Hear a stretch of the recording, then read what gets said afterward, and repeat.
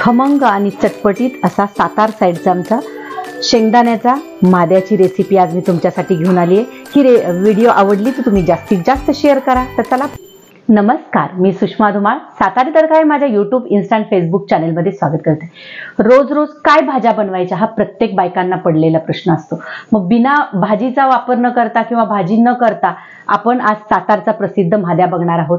भाजीची गरज सुद्धा लागणार नाही आणि इतका अप्रतिम लागतो तर तुम्ही पुन्हा पुन्हा करून बघाल। तर अशा माद्याची रेसिपी तुमच्यासाठी घेऊन आली आहे।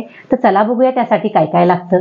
शेंगदाण्याचा माद्या करतो त्यासाठी मी 1 वाटी इथं शेंगदाणे घेतलेत, 2 मोठे कांदे बारीक चिरून घेतलेत, मीठ, बेडगी चटणी, कांदा लसूण चटणी, हळद, जिरं, लसणाची अख्खी कुडी घेतली, तेल आणि कोथिंबीर। चला, तर सगळ्यात अगोदर आहे ना आपल्याला शेंगदाणे छान खरपूस भाजून घ्यायचे। कढई आपली छान गरम झालेली आहे आणि इथं 1 वाटी मी शेंगदाणे घेतले। आता हे आपल्याला खरपूस होसपर्यंत छान मीडियम गॅसवरच, हाय फ्लेमवर नाही भाजायचे, मीडियम गॅसवरच हे शेंगदाणे खरपूस भाजून घ्यायचे। बघू शकता इथं आपले शेंगदाणे पण भाजले गेलेले आहेत। आता ते थंड करून घेऊया, एका ताटामध्ये काढून घेऊया आणि आपल्याला त्याला थंड होऊन द्यायचे। थंड झाल्यानंतर मग आपल्याला त्याचं थंड झाले की त्याचे आपोआप साल निघायला म्हणजे चोळलं की निघतं। इथं शेंगदाणे थंड झालेले आहेत आणि हातावर असे चोळून चोळून आपल्याला त्याचे साली काढून घ्यायच्यात, पटकन निघतात। किंवा एक ट्रिक सांगते तुम्हाला, वाटी असती ना, वाटीच्या साह्याने तुम्ही फक्त असं दाबलं ना तरी सुद्धा त्याच्यावरची साल निघून जाते। आता आपण ह्याची पूर्ण साल काढून घेऊया। बघू शकता इथं आपले साल काढून झालेले आहेत आणि आपल्याला खलबत्त्यामध्ये ना हे शेंगदाणे कुटून घ्यायचे। खलबत्ता तुमच्याकडे नसेल तर मिक्सरच्या भांड्यामध्ये मागं पुढं करत असं जाडसर वाटलं तरी सुद्धा चालेल। बघू शकता आता हे शेंगदाणे आपल्याला छान असे जाडसरच ठेवायचे, पण खलबत्त्यामध्ये कुटून घ्यायचे। खलबत्त्यामधली टेस्ट काय वेगळीच लागते। बघू शकता इथं आपले असे जाडसर शेंगदाण्याचा कूट तयार झालेला आहे। आता आपण तो काढून घेऊया। अशाच पद्धतीने बाकीचे सर्व शेंगदाणे मी कुटून घेते। बघा इथं आपला शेंगदाण्याचा कूट तयार झालेला आहे। आता आपल्याला माद्या बनवायला घ्यायचा आहे। तर सगळ्यात अगोदर आपण कढई ठेवूया आणि कढईमध्ये तेल घेतले मी, हे जवळजवळ 2 पळी तेल घेतले। ते सर्व थोडं तेल जास्तच लागतं, 2-2.5 पळी तेल टाकलं तरी चालेल। आता तेल छान गरम होऊन द्यायचे। तेल गरम झालेले आहे आपलं, त्याच्यामध्ये 1 चमचा जिरं, तडतडले जिरं। आता आपण त्याच्यामध्ये ना लसणाच्या पाकळ्या, अख्खा कुडी लसूण घेतलाय आणि तो टेचून घेतलाय।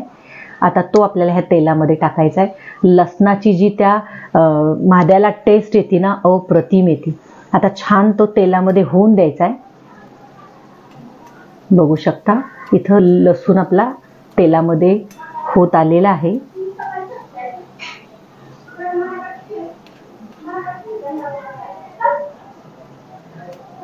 आता आपण त्याच्यामध्ये एक एक वस्तू टाकायला सुरुवात करायची।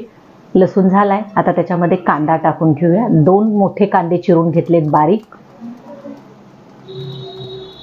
आता छान कांदा परतून घ्यायचा आहे आपल्याला ह्याच्यावर। तुमच्याकडे भाजीला पर्याय नसेल ना, कधी कधी कंटाळा आला असेल भाजी बनवायचा, तर तुम्ही झटपट हा माद्या बनवू शकता। खूप सुंदर लागतो। 1 चपातीच्या ठिकाणी तुम्ही 2 चपाती खाताल, ही माझी गॅरंटी। इतका अप्रतिम चवीला लागतो। बघू शकता इथं आपला कांदा पण झालेला आहे लालसर। आता त्याच्यामध्ये हळद टाकून घेऊया, अर्धा चमचा हळद टाकली, बेडगी चटणी टाकली 1 चमचा, छान मिक्स करून घेऊया। आता कांदा लसूण मसाला 2 चमचे टाकले। तुमच्याकडे जर कांदा लसूण नसेल तर तुमच्या ठेवणीतलं जे तिखट तुम्ही रोज वापरता ते तिखट त्याच्यामध्ये ॲड करा। माझ्याकडे इथं कांदा लसूण आहे त्यामुळे मी कांदा लसूण मसाला टाकते। आता हे छान परतून घेऊया। आता आपण ह्याच्यामध्ये ना शेंगदाण्याचा कूट ह्या तेलाबरोबर परतून घ्यायचा आहे। 2 ते 3 मिनिटासाठी छान खरपूस परत एकदा ह्या मसाल्याबरोबर तो भाजून घ्यायचा आहे। असं केल्याने काय होतं, तुमच्या माद्याला टेस्ट पण खूप छान येते। खरपूस टेस्ट लागते त्याची, खूपच छान चवीला होतो। आता व्यवस्थित परतून घेऊया। आता त्याच्यामध्ये चवीनुसार मीठ टाकून घेऊया।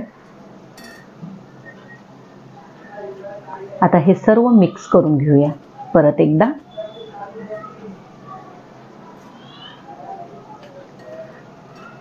आता आपल्याला आहे ना माद्या हे आपण केलंय ना त्याच्यामध्ये आपल्याला पाणी टाकायचंय, शेंगदाणे हे शिजायला, कूट शेंगदाण्याचा. तर 1 वाटी मी शेंगदाणे घेतले होते, तर मी त्याच्यानुसार मी 1 ग्लास पाणी टाकणार आहे.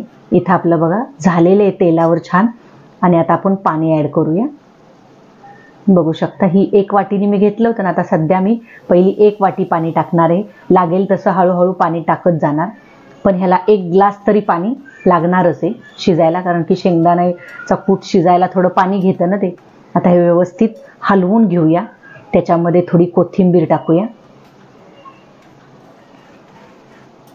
परत एकदा हलवून घेऊया. आणि आता आपल्याला झाकण ठेवून 5 मिनिटासाठी बारीक गॅसवर हे शिजून द्यायचे. झाकण ठेवूया आणि 5 मिनिटासाठी ह्याला बारीक गॅसवर ठेवूया. 5 मिनिटांनी खोलून बघायचंय. बघू शकता इथं आपला माद्या पण छान झालेला आहे, तेल पण मस्त सुटलेलं आहे. आता आपला इथं माद्या तयार झालेला आहे सर्विंग प्लेटमध्ये काढण्यासाठी. बघू शकता आता मस्त झणझणीत चमचमीत असा सातार साईडचा प्रसिद्ध असा शेंगदाण्याचा माद्या तयार झालेला आहे. भाकरी बरोबर अप्रतिम लागतो. तुमच्याकडे जर भाजीला ऑप्शन नसेल तर हे एक बेस्ट ऑप्शन आहे. कशी वाटली तुम्हाला शेंगदाण्याच्या माद्याची रेसिपी? नक्की ट्राय करून बघा. कशी झाली होती नक्की मला कमेंट लिहून सांगा. मी दाखवलेल्या शेंगदाण्याच्या माद्याची रेसिपी तुम्हाला आवडली असेल तर तुम्ही हा व्हिडिओ जास्तीत जास्त शेअर करा. आणि तुम्ही अजून माझं चॅनल सबस्क्राईब केलं नसेल तर प्लीज सबस्क्राईब करा. माझ्या चॅनलला लाईक करा, शेअर करा, सबस्क्राईब करा. धन्यवाद.